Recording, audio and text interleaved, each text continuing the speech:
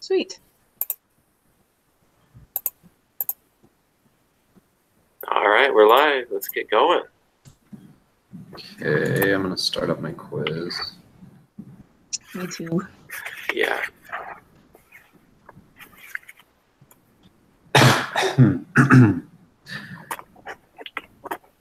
Okay, and I can start with question 1 whenever you guys are ready. Go for it. I'm ready. Okay. So, question 1, which of the following statements is correct? And I went with A, that the CPI can be used to compare dollar figures from different points in time. Yep, that's what I got. Yes. It's cool. For number 2, I got A, the overall level of prices in the economy is increasing. Yep, I got that. That's what I got. Same here. Sweet. For 3, I got D, apparel. Yep. Yep. Okay. Okay. Question 4, I got D can lead to either increase or decrease in value of the dollar. Cool. Yep, I got D. Yeah, D. Yep. You got D. I picked a B as in boy on this one. This one I looked up. There is a section that does talk about substitution bias, but if you keep reading, it does lead to I think it was the third reason, and talks about quality of a good can increase and decrease prices or value of a dollar. Oh, okay. Because I found like half of it in the book in like 11.1b, but then I couldn't find the full thing, so I went with B. But okay. Yeah. So if you look at the PowerPoint, page 15, it says, yeah, it's exactly talking about the value of the quality change. Okay. Okay, and then question 5. I got C. Let's see. Yes. 10%. Yep. That's what I got. That was like a trick question for me. I was like, wait a minute. Is it really that? Yeah, what's your answer? C as in cat. 10%? 10%? Yeah. So I'm not sure about the cost of food and beverage. Is it so? If you look at the chart in the PowerPoint, page 9, there's a chart like talking about the whole like 100% CPI. What is this? What are the ingredients? There's a pie chart. Talking about food and beverage is only 17% of the whole CPI basket. So if you times 17%, I'm not sure, like, is it like 17% times 10% is close to 1.5%, or just say the 10% as the question? Say I'm a little bit confused about this one. Yeah, I was confused on this one too, but I also got 10%. Hoping that it wasn't a trick question. So yeah, this one I guessed 10% because I just assumed that other things would rise along with that 10%, and so I just guessed that it would rise alongside that other 10%. Okay, 10%. Yeah. Cool. Go with your gut on that though. If you don't like, if we don't like each other's answers, we can always just guess our own stuff too. So yeah, very true. Cool. Okay, so number 6, I got B 147. Yep, same here. So I had a question on how did you get that? Because I was having a hard time with 6. So number 6 is you take 140 times 1.05 for the percentage, for the Mhm. inflation rate, and then that equals 147. Okay.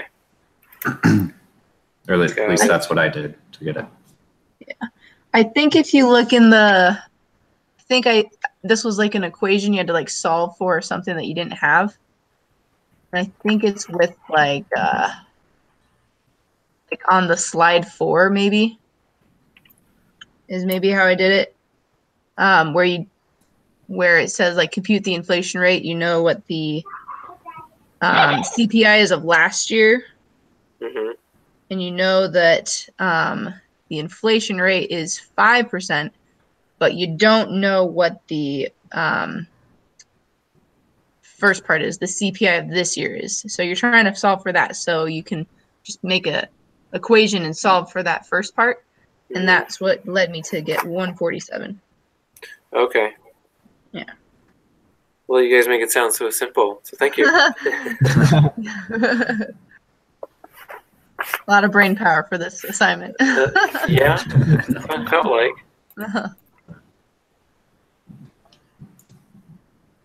Okay, so we're ready for number 7, which I picked B as in boy. Yep, same here. B, yeah. Same.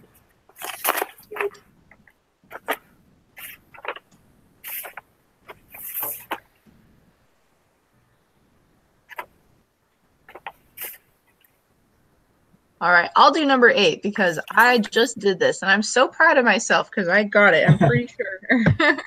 Oh yeah, I struggled with this one. This, I know. I was like, how do I? And so the answer for number 8, I believe, is A, 10.303% in 2009 and 17.43% in 2010. And I got this by looking at the chart that they had on slide 5. I literally just like made my own chart and computed everything, and that was exactly like the percentages that I got. So Oh, did okay. anyone else follow through with that one? Yeah, same answer. Sweet. I think the same way like you. Yes. Yeah. Hawaiians for the win. Yes, I came up with that too. Oh, good, Jesse. Good job. Yeah. Oh, good. That one took me a while to figure out, but I was like, wait, I think I got it. So tough. Okay, and then question 9. Okay, let me bring that back up. Okay, question 9. If the price index was 90 in a year, in year 1, 100 in year 2, and 95 in year 3, then the economy experienced, I got D on this one, 11.1% inflation between 1 and 2. Yep. Yep. Mhm. That's what I got. D is in dog. Mhm. Awesome. Okay. Good. We are good there. Number 10. Number 10 is D. I picked D. I think no one Yep, can, I got D. no one say it's certainly say it's good or bad. Yep. D as well. Yeah. Yep, we're good on that one. Number 11. If the quality of a good deteriorates while its price remains the same, then the value of the dollar. I put C, falls, and the cost of living increases. Yep. Yep, that's what I put.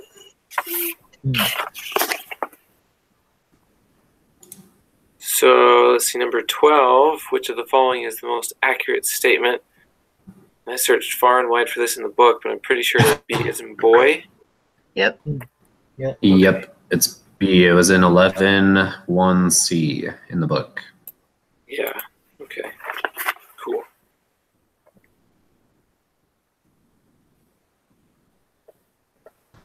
And so we're on number 13. Yeah. Yep. Yes. 13. I got C on 13. Yep. Yeah, that's what I got. Awesome.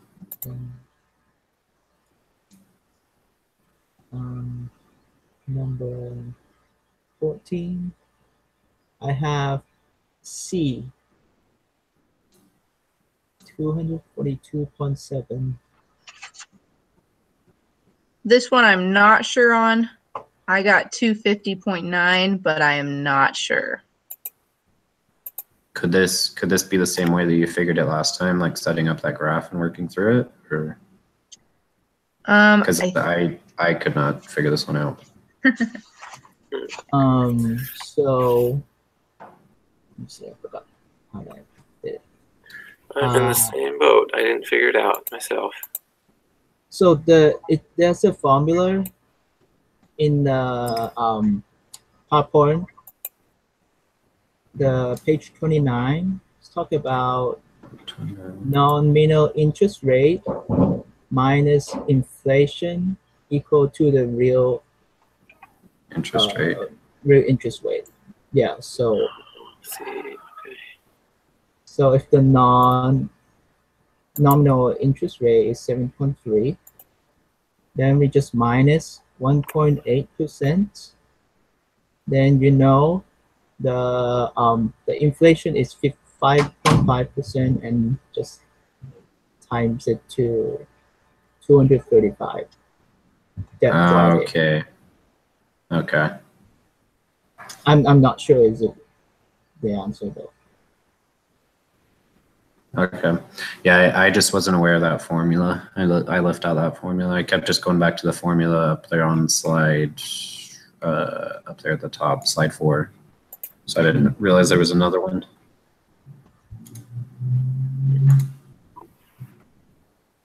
Well, so you got C? Yeah. Yeah. 42. Okay, got it.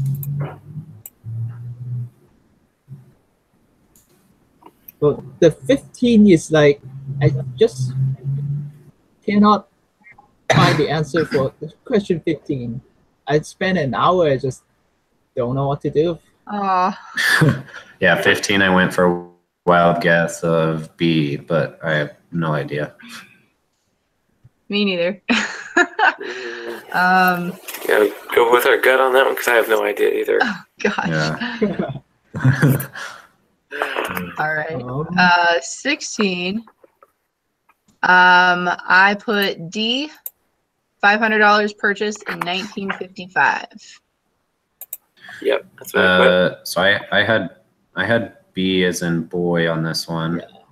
B as well. And oh man, we're split. So the way I did this is, so I took 95 divided by the 475 today, and then that equals you have to take the 20%. Wait, where did I get the 20%?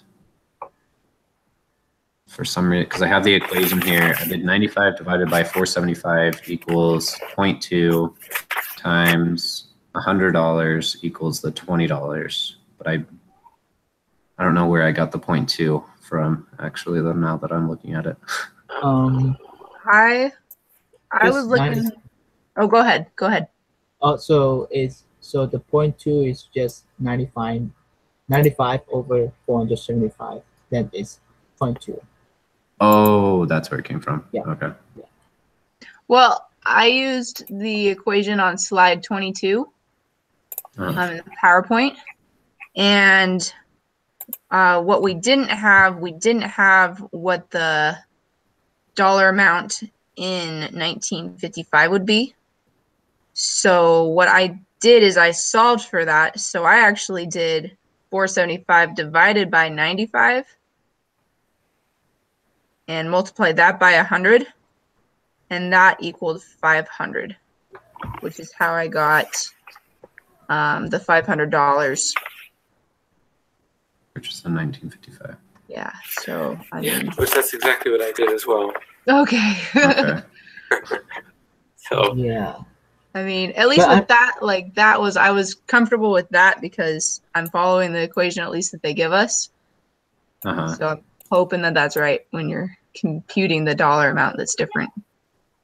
The thing I have question is, so are we calculating the $100 as like the recent, like today's purchase amount, Yep. or we calculate back to 1955 or that one Ujala is from 950 is from 1955 come to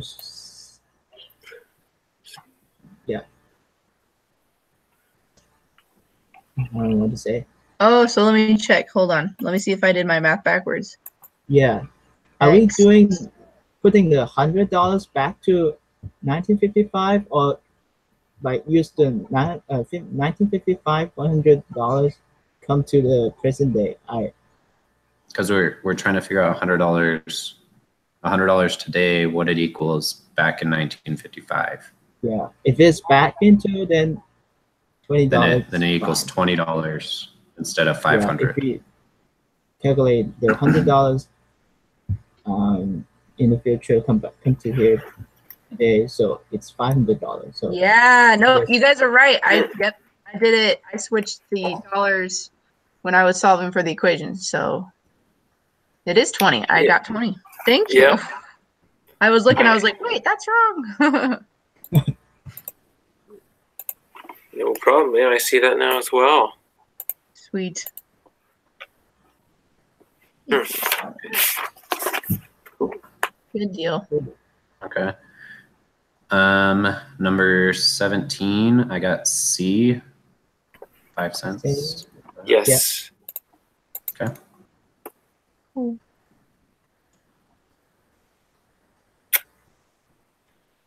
So let's see, 18. I think this is right. I got A, apple, 5,236. This one I did not complete, so I do not know. Yeah, that one I was lost on. I'm not sure this one though. So I'll So shoot for A. How'd you get it, Jesse? Yeah. So I'm looking at my notes just to understand how I did it. So I basically took the 2009 expenditure of $5,000, which is your base year. It's that same formula we were just looking at, which is your amount in your T, which is your 2009, so $5,000 times the price level today, which I took 168 because we're trying to find it in 2010, and then divide that by 160, and that gave me a really close number to 5,236. I think it was slightly over. Yeah, it's 5,250. So that's pretty close there. It was close. So I was like, well, maybe I'm right. Yeah. But if I'm not, I'm sorry. It's more than we had. Yeah. Okay.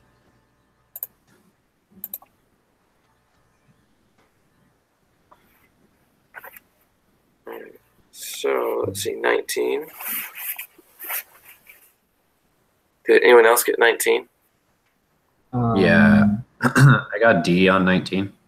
Same.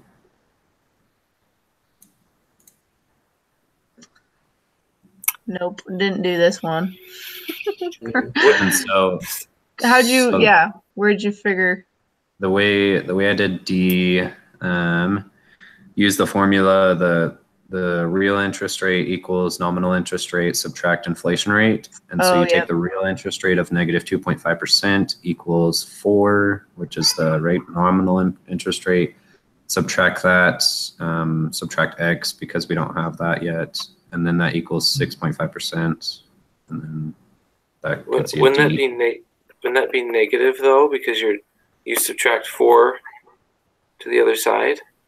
So I thought it was a negative, but I had 4 on the left side and then subtracted to get down to negative 2.5%. So yeah, well, because you have to get rid of the negative X.